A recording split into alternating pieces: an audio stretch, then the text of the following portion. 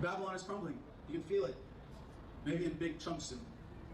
Don't let any land on your head.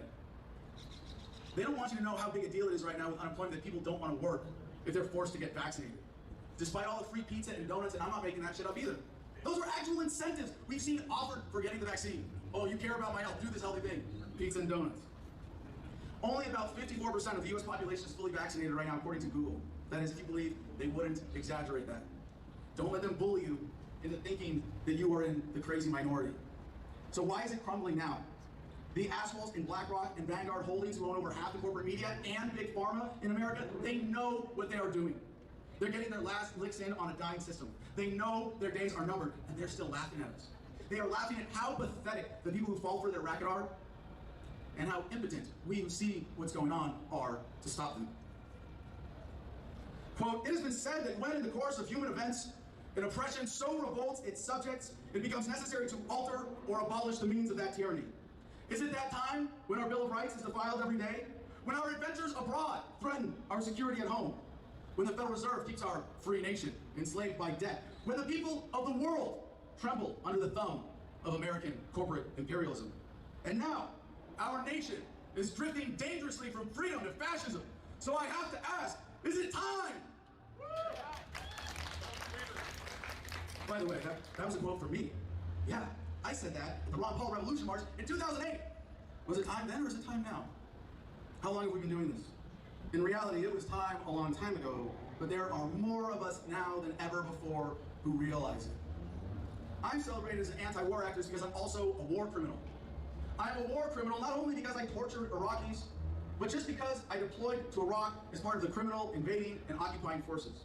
Since then, first with Iraq Veterans Against the War, and now with Homefront Battle Buddies, I have sought penance, progress, and justice by doing everything I can to ensure that mine is the last generation of combat veterans the world ever knows.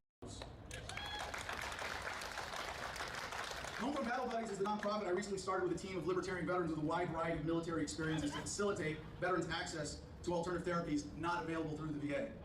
I'm especially hopeful for the potential of cannabis to reverse the trend of veteran suicides, and psilocybin and MDMA to empower veterans to address the root causes of PTSD. But more importantly, for everybody to address the fear at the root of all the damn wars.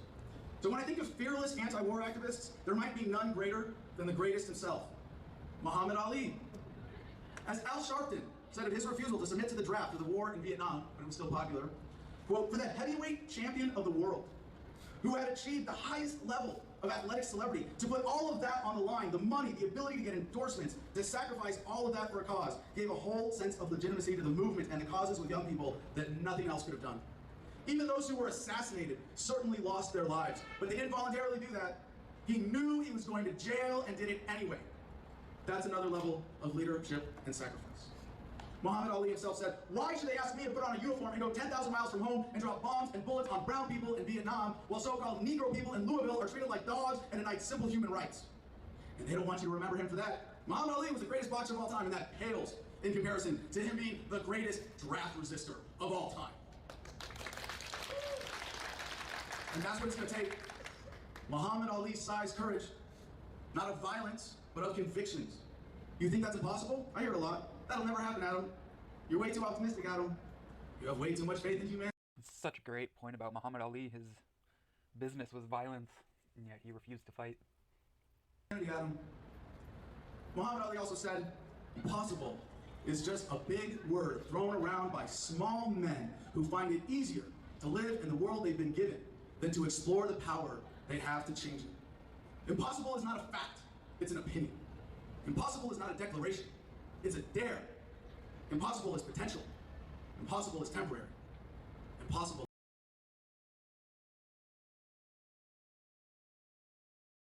Yes, impossible. Do go on. Nothing.